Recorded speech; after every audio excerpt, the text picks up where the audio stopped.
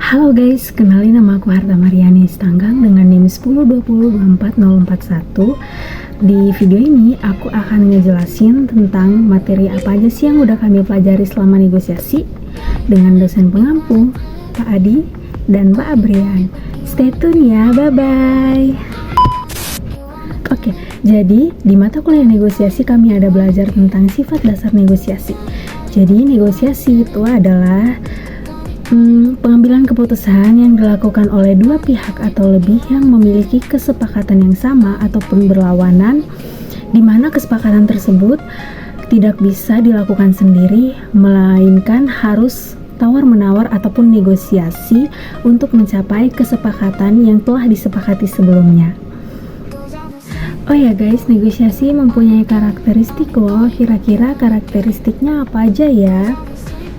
Jadi negosiasi memiliki 6 karakteristik. Yang pertama terdapat dua atau lebih pihak, yaitu dua atau lebih individu, kelompok ataupun organisasi. Yang kedua, terdapat konflik kebutuhan dan keinginan antara dua pihak lain ataupun lebih, yaitu apa yang diinginkan adalah gak selalu menjadi keinginan orang lain dan para pihak harus mencari cara untuk menyelesaikan konflik. Yang ketiga, para pihak bernegosiasi dengan pilihan, yang artinya mereka bernegosiasi karena mereka berpikir mereka dapat mendapatkan kesempatan yang lebih baik dengan melakukan negosiasi daripada sekedar menerima apakah sisi lain secara sukarela akan memberikan mereka atau membiarkan mereka memiliki.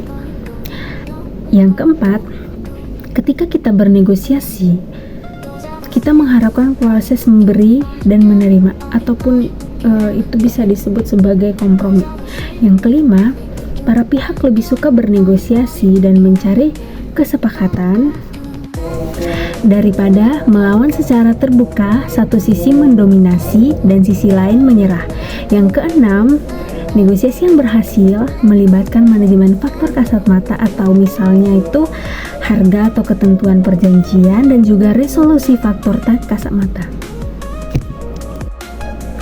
Negosiasi tidak terlepas dari yang namanya konflik loh. Kira-kira konflik dalam negosiasi itu apa ya? Jadi, konflik dalam negosiasi itu dihasilkan dari interaksi orang-orang yang saling tergantung dan menerima tujuan yang bertentangan ataupun gangguan satu sama lain dalam mencapai tujuan tertentu.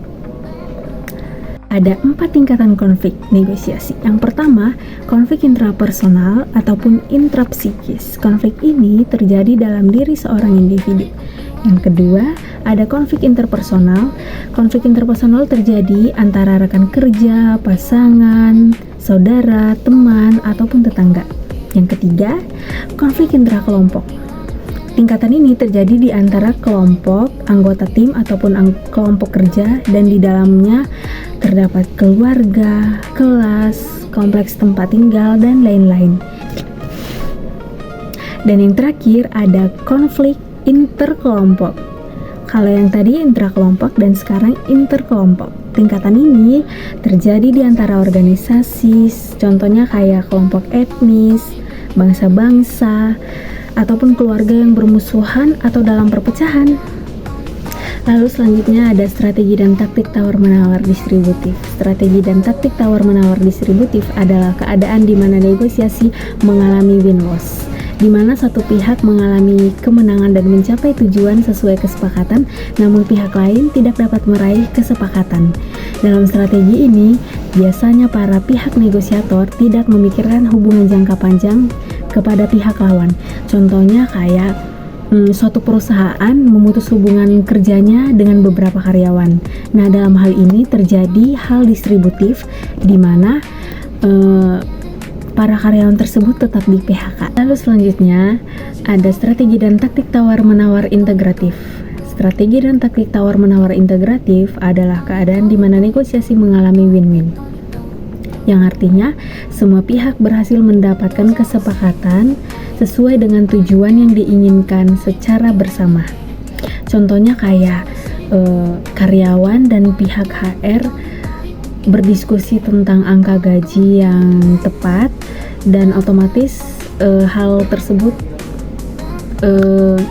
terjadi secara integratif di mana keduanya saling menguntungkan. Lalu di negosiasi kami ada belajar tentang strategi dan perencanaan, di mana strategi dan perencanaan ini adalah langkah awal dalam menentukan tujuan negosiasi.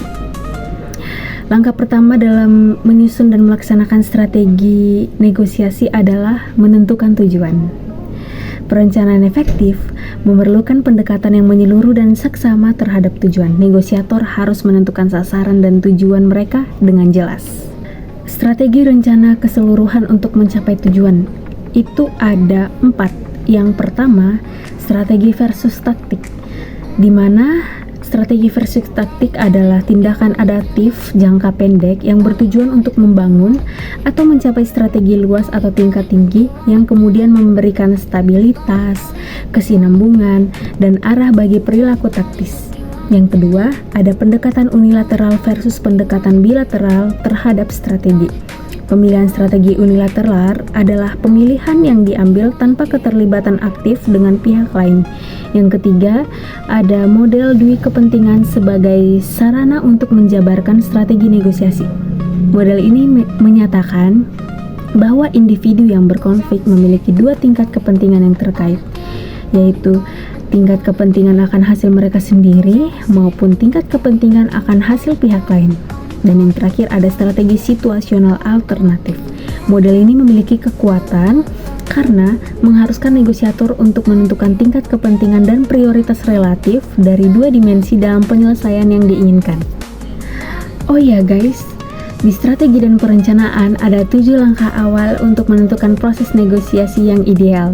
Yang pertama ada persiapan, yang kedua ada pembinaan hubungan, yang ketiga ada penggunaan informasi, yang keempat pengumpulan informasi, yang kelima penawaran, yang keenam menutup penawaran, dan yang ketujuh menerapkan kesepakatan.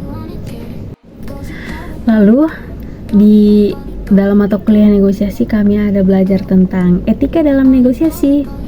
Etika secara luas digunakan dalam standar sosial untuk menentukan apa yang benar dan salah dalam situasi tertentu atau proses untuk menetapkan standar-standar tersebut. Penerapan etika logis dalam negosiasi ada 4 loh guys. Yang pertama ada end result ethic. Dalam etika ini, kebenaran suatu tindakan ditentukan oleh penilaian pro dan kontra dan akibatnya.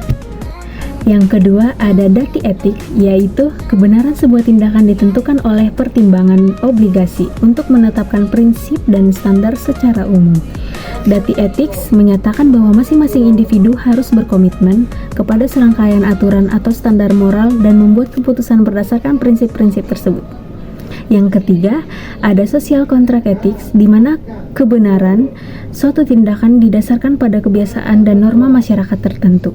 Dan yang terakhir, ada personalistic ethics. Orang harus berkonsultasi dengan suara hati mereka, bukannya mencoba menentukan apa yang dimaksud dengan etika berdasarkan pada hasil akhir. Oke, selanjutnya ada persepsi, kognisi, dan emosi. Persepsi adalah proses di mana individu menginterpretasikan informasi dari lingkungan mereka. Contohnya kayak dalam negosiasi gaji, satu pihak mungkin melihat angka yang ditawarkan sebagai yang rendah, sementara pihak lain menganggapnya sebagai tawaran yang baik berdasarkan standar industri. Yang kedua, kognisi. Kognisi mencakup proses mental seperti berpikir, belajar, dan memecahkan masalah.